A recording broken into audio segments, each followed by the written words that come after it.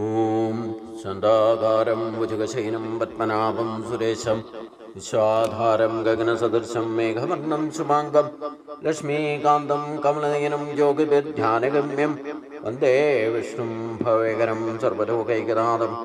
ഓം നമോ ഭഗവതേ വാസുദേവായ. ഓം നമോ ഭഗവതേ വാസുദേവായ. ഓം ശ്രീകൃഷ്ണായ പരബ്രഹ്മണേ നമഃ. എല്ലാ സജ്ജനങ്ങൾക്കും ഗുരുവായൂരപ്പന്റെ നാമത്തിൽ സാഷ്ടാംഗ പ്രണാമം. ശ്രീകൃഷ്ണ ചരിതാമൃതത്തിലെ വേദമൂർത്തികളുടെ പ്രാർത്ഥനയാണ് നാം ചിന്തിക്കാൻ തുടങ്ങിയിരിക്കുന്നത്. യഥാർത്ഥത്തിൽ കഴിഞ്ഞ ദിവസം നമ്മൾ പറഞ്ഞ് അവസാനിച്ചത് ഈശ്വരനൊഴികെ ബ്രഹ്മാവ് മുതൽ എറുമ്പ് വരെയുള്ള സകല ജീവാത്മാക്കളെയും ഭൗതിക പ്രകൃതിയുമായിട്ടുള്ള സമ്പർക്കം കീഴടക്കി കഴിയുന്നു. അതായത് ഈ ഭൗതികമായ ശക്തിയാണ് ബ്രഹ്മാവ് മുതൽ എറുമ്പ് വരെയുള്ള ജീവജാലങ്ങളെയും നിയന്ത്രിക്കുന്നത്. അഥവാ ആ ഭൗതിക ശക്തിയുടെ പ്രകൃതിയുമായിട്ടുള്ള സമ്പർക്കമാണ് കീഴടക്കിയിരിക്കുന്നത്. അതുകൊണ്ട് അതിൽ നിന്നുണ്ടാകുന്ന സമ്പർക്ക ദോഷവും സംഘദോഷങ്ങളുമാണ് നമുക്ക് കൂടുതൽ ജീവിതം ഈ ക്ലേശ പരമായിട്ടും സംസാര ബന്ധനത്തിൽപ്പെടാനും കാരണം ഈ ഭൗതിക ശക്തിയുടെ അടിമത്തത്തിലാണ് നമ്മളെല്ലാവരും. അതിൽ നിന്ന് എന്തൊക്കെയാണ് ലഭിക്കുക, നമ്മളെ അതിൽ കീഴടക്കാൻ എന്താ കാരണം, അതാണ് ഇനി പറയുന്നത്. സമ്പത്ത്, വീര്യം, യശസ്സ്, സൗന്ദര്യം, ജ്ഞാനം, വൈരാഗ്യം എന്നീ 6 ഐശ്വര്യങ്ങളും പൂർണ്ണമായി ഉള്ളതിനാൽ ഭഗവാൻ മാത്രമാണ് അതിന് അധിഷ്ഠാനം. ഭഗവാന്റെ പേര് വരാൻ തന്നെ കാരണം ഈ 6 കൂട്ടങ്ങൾ ചേർന്നതിനെയാണ് ഭഗം എന്ന് പറയുന്നത്. സമ്പത്ത്, വീര്യം, യശസ്സ്, സൗന്ദര്യം, ജ്ഞാനം, വൈരാഗ്യം, ഇതാണ് 6 ഐശ്വര്യങ്ങൾ. ഇത് ചേർന്നിരിക്കുന്നവനാണ് ഭഗവാൻ. ഭൗതിക പ്രകൃതിയുടെ വശ്യശക്തിക്ക് അതീതനാണ് താനും ഭഗവാൻ.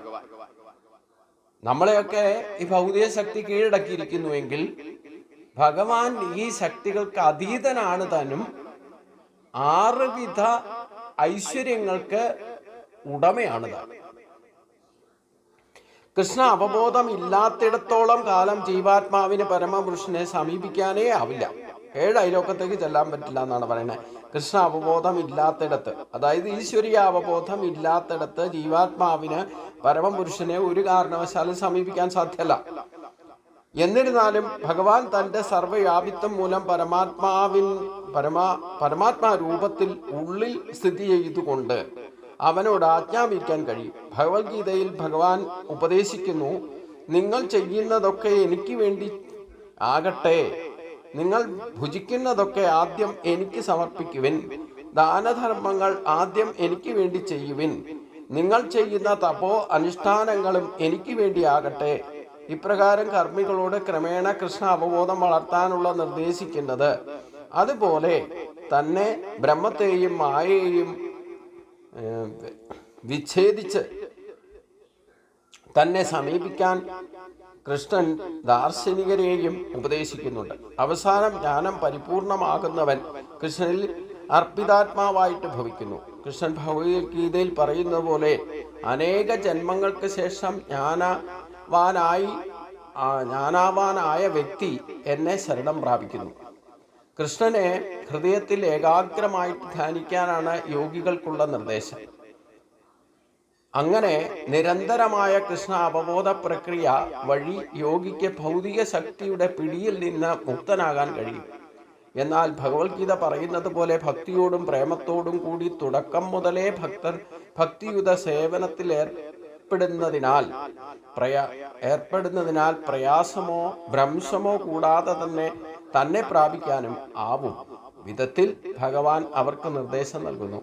ബ്രഹ്മം, പരമാത്മാവ്, ഭഗവാൻ എന്നിവയുടെ എല്ലാം യഥാർത്ഥ നില മനസ്സിലാക്കാൻ ഭഗവത് കാരുണ്യം കൂടിയേ തീരൂ.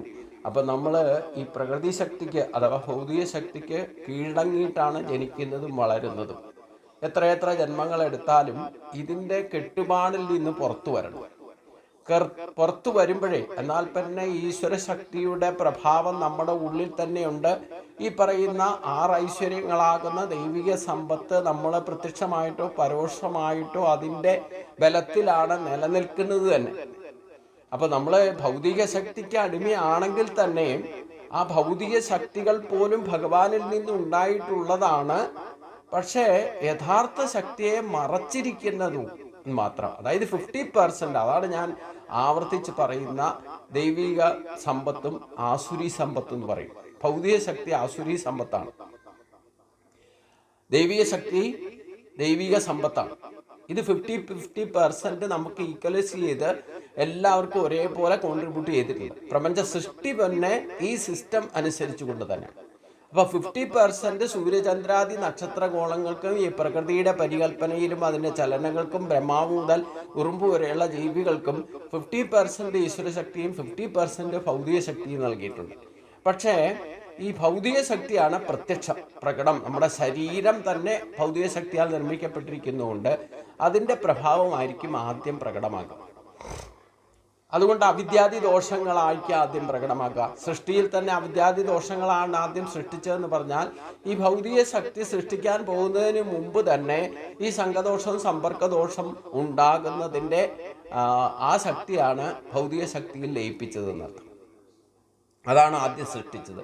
അതുകൊണ്ട് അതിനെ അടിമയാകാൻ ഞങ്ങൾക്ക് താല്പര്യമില്ല എന്ന് പറഞ്ഞുകൊണ്ടാണ് സനൽകുമാരന്മാർ ഈ അവിദ്യാദി ദോഷങ്ങൾ സൃഷ്ടിച്ചതിന് ശേഷം ബ്രഹ്മാവ് ആദ്യം സൃഷ്ടിച്ചിരിക്കുന്നത് സനൽകുമാരന്മാരെയാണ്. ഈ സനൽകുമാരന്മാരാണ് ഇപ്പം ഈ കഥയൊക്കെ പറയുന്നത്. ഈ വേദമൂർത്തികളുടെ കാര്യങ്ങളും ഇല്ലേ വേദത്തിൻ്റെ വേദവൈദിക കർമ്മങ്ങളുടെയും ആ വേദമൂർത്തിയായിട്ട് തന്നെ കരുതിക്കൊണ്ട് അവരെപ്പറ്റി സത്യത്തെ രഹസ്യത്തെ വെളിപ്പെടുത്തുക. രഹസ്യം എന്ന് പറയുമ്പം നമ്മളെല്ലാവരും തെറ്റിദ്ധരിക്കുന്നത് പോലെ ആരോടും പറയാൻ പാടില്ലാത്തത് എന്നല്ല അർത്ഥം. നമ്മൾ സാധാരണ രഹസ്യം എന്ന് പറയുമ്പോൾ വെളിപ്പെടുത്താൻ പാടില്ലാത്തതെന്നാണ് കരുതുക. പക്ഷെ വെളിപ്പെടുത്താൻ പാടില്ലാത്തത് എന്നല്ല രഹസ്യത്തിനർത്ഥം. അത് മനസ്സിലാക്കാൻ ബുദ്ധിമുട്ടുള്ളതാണ്.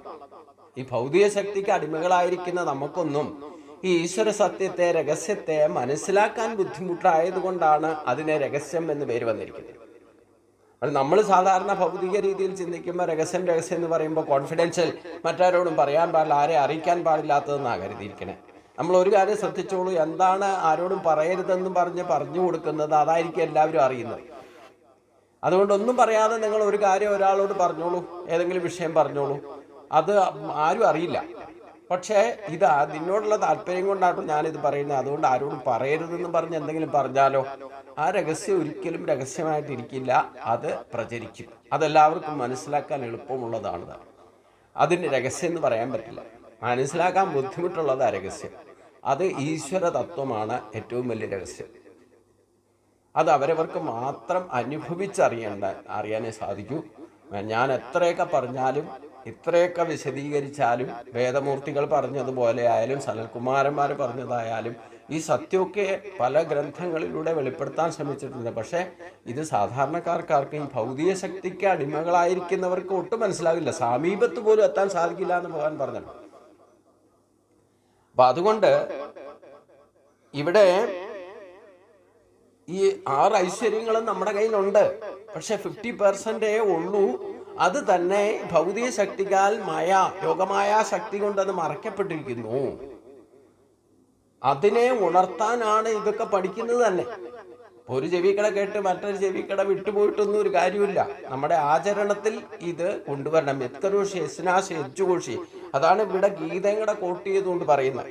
ഇപ്രകാരം കർമ്മികളോട് ഭഗവാൻ പറഞ്ഞു. എന്താണ് പറഞ്ഞത്?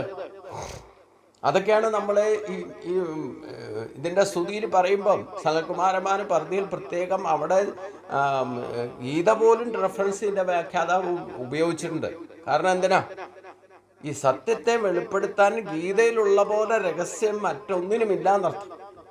അതിൻ്റെയൊക്കെ വികാസമാണ് ഭഗവാൻ പറഞ്ഞിരിക്കുന്ന. ആ രഹസ്യത്തിൻ്റെ വികാസമാണ് 18 പുരാണങ്ങളും, ശിവപുരാണം ആയിക്കോട്ടെ, ദേവീമഹാത്മ്യം ആയിക്കോട്ടെ, വാട്ടെവർ ഇറ്റ് ഈസ്, സഹസ്രനാമത്തിൽ പോലും ഈ സത്യമാണ് വെളിപ്പെടുത്താൻ ശ്രമിച്ചിരിക്കുന്നത്. പക്ഷേ നമ്മൾ ഈ ഭൗതിക ശക്തികൾക്ക് അടിമയായിക്കൊണ്ട് ഇതൊക്കെ നിത്യമായിട്ട് ആചരണത്തിൽ ദിവസവും ജപിച്ചാലും വേണ്ടില്ല, അതിൻ്റെ രഹസ്യം എന്താണെന്ന് മനസ്സിലാക്കാൻ ബുദ്ധിമുട്ടാണ്. അതുകൊണ്ട് അതാരും മെനക്കെടാറുമില്ല എന്നർത്ഥം. നമ്മൾ സഹസ്രനാമം പഠിക്കാൻ വലിയ ഉത്സാഹത്തോടു കൂടി പഠിച്ച് അത് കഴിഞ്ഞാൽ നിത്യം ജപിക്കുന്നുണ്ടെങ്കിൽ പോലെ 90% ആൾക്കാരും ആചരണം ഒരു യാന്ത്രികമായിട്ട് ചെയ്തുകൊണ്ടിരിക്കുക. ഓരോ നാമങ്ങളും ശരിക്കും നമ്മുടെ ആത്മാവിൻ്റെ പര്യായ പദങ്ങളാണ്. നമ്മുടെ ജീവാത്മാവിൻ്റെ തന്നെ നമ്മുടെ യഥാർത്ഥ രൂപത്തെയാണ് ഈ നാമത്തിലൂടെ വെളിപ്പെടുത്തുന്നത്. പക്ഷെ നമ്മളതൊന്നും ശ്രദ്ധിക്കാറില്ല എന്നർത്ഥം. ഞാനടക്കം ശ്രദ്ധിക്കാറില്ല. ദിവസവും സഹസ്രനാമം ജപിക്കും. പക്ഷേ അത് ഭഗവാന്റെ കാരുണ്യം കിട്ടിക്കഴിഞ്ഞാൽ ഈ രഹസ്യങ്ങളൊക്കെ കുറേശ്ശെ നമുക്ക് കാലക്രമത്തിൽ മനസ്സിലാകുന്ന ഒരവസ്ഥയിലേക്ക് എത്തുമ്പോഴാണ് നമുക്ക് ഈ രഹസ്യമൊക്കെ എന്തെങ്കിലുമൊക്കെ മനസ്സിലാക്കിയിട്ട് അത് മനസ്സിലാക്കാൻ ശ്രമിക്കാൻ തന്നെ സാധിക്കും. അപ്പം എനിക്ക് മനസ്സിലായിട്ടുള്ള രഹസ്യങ്ങളാണല്ലോ ഞാൻ നിങ്ങളോട് പറയുന്നത്. പക്ഷേ അത് നിങ്ങൾക്ക് മനസ്സിലാകണമെന്നുണ്ടെങ്കിൽ ഈ തലത്തിലേക്ക് നമ്മൾ ഉയരണം എന്നർത്ഥം.